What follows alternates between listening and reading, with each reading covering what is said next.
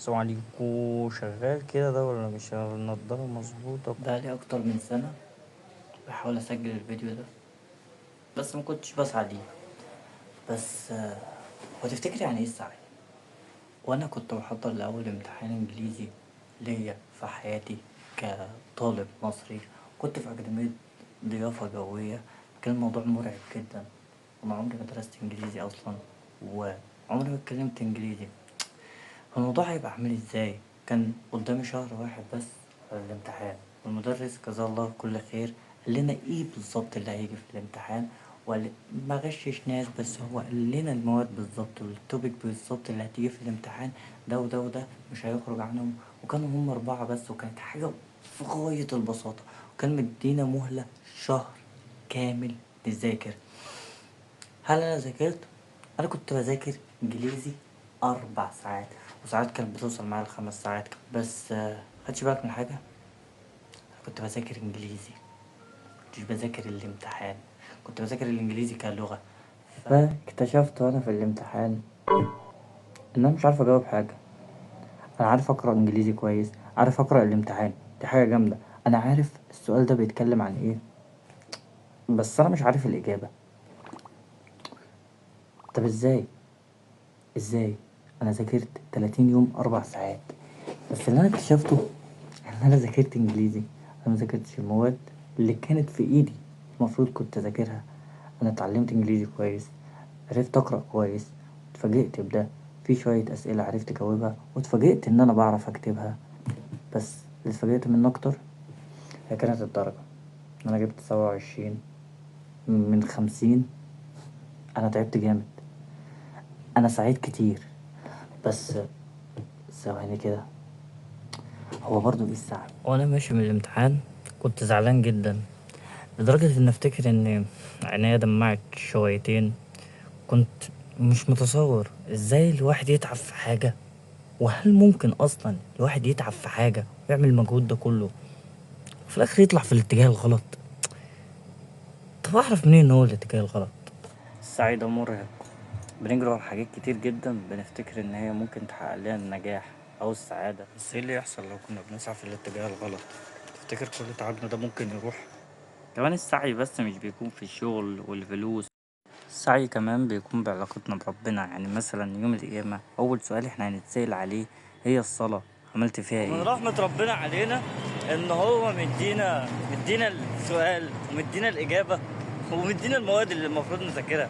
شوف يا أخي، يعني سبحان الله، رغم كل الحاجات الجميلة دي برضه يعني بننسى أول سؤال وبنتكاسل عن الصلاة. رغم ده بنسعى في حاجات تاني. يعني بشوف ناس بتتصدق وممكن يقرأ قرآن. طب انت مش بتصلي ليه؟ اصلا بتصدق يعني.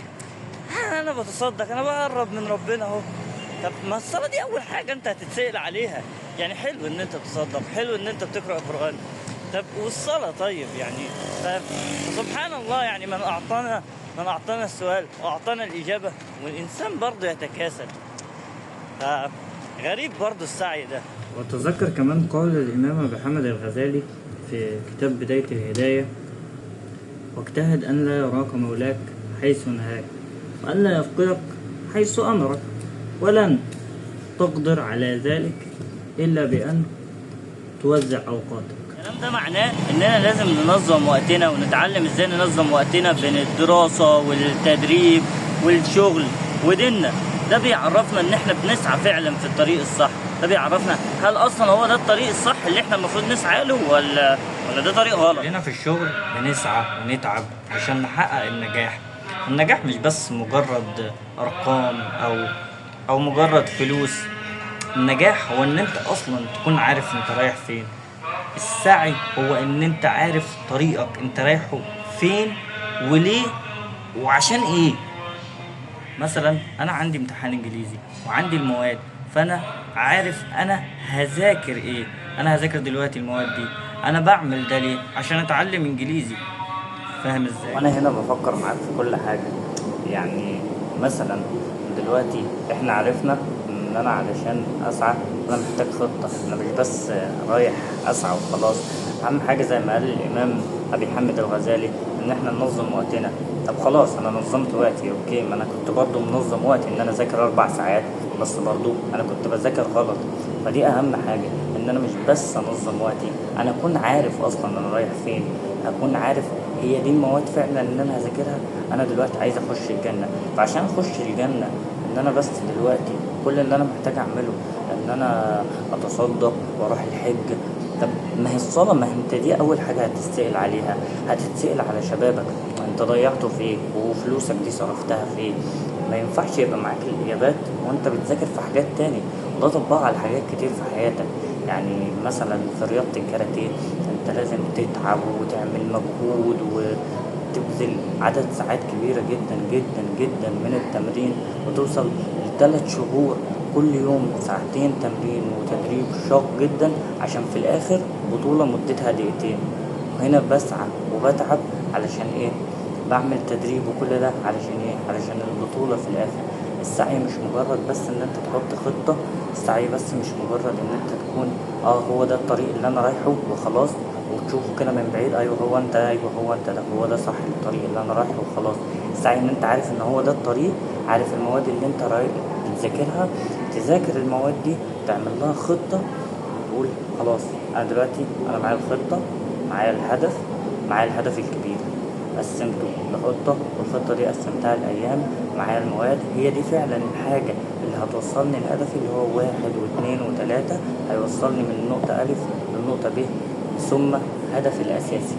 بعد ما قفلت افتكرت حاجة جميلة جدا، وهو في قصة سيدنا موسى لما ربنا قال له اضرب بعصاك. ربنا كان قادر ان هو يشق البحر على طول من غير ما يقول له اضرب بعصاك، بس قال له اضرب بعصاك علشان السعي، علشان لازم يكون في حاجة قصادها، ان ربنا يديك الحاجة وهو النجاح او هو هدفك اللي انت بتسعى ليه. النجاح مختلف من شخص للتاني، النجاح ممكن يكون بالنسبة لشخص فلوس، ممكن يكون لشخص تاني النجاح بالنسبة له السعادة، ممكن يكون لشخص تاني ان هو يشتري عربية، ممكن بس انه يشوف اسرته سعيدة. النجاح بيختلف من شخص للتاني ومن طموح كل واحد فينا. فعشان توصل للنجاح بتاعك انت محتاج ان انت تبذل شيء، محتاج عشان ربنا يديك النجاح اللي انت عايزه ان انت تعمل حاجة. زي برضو قصة ستنا مريم، وربنا قال لها هزي بجذع النخل. ربنا كان قادر ينزل البلح، صحيح ولا لا؟ اكيد ربنا قادر على كل شيء، بس هذا ايه؟ هذا السعي عشان توصل لايه؟ توصل للهدف بتاعها او المصدر السعادة بتاعها. ربنا قال لها تعمل ده، هي بس مجرد نزلتها خلاص، هو ربنا حقق ده، هو اصلا هدفك مكتوب ان هو يتحقق. يعني انت بس مجرد بدعيت بيه وهو خلاص، هو ربنا بالفعل نفذه، فاضل بس سعيك. المهم بقى في إن الاشكال كله في سعيك ده. هل سعيك ده صح؟ مش عارف صح ولا لا. مش عارف ليه؟ علشان انت مش منظم اوقاتك. مش عارف ليه؟ عشان انت ما عندكش خطة اصلا. مش عارف ليه؟ عشان انت مش عارف هو الهدف ده ليه اصلا. حياتنا مليانة فرص وأهداف، بس النجاح الحقيقي هو إنك تكون عارف بتسعى ليه.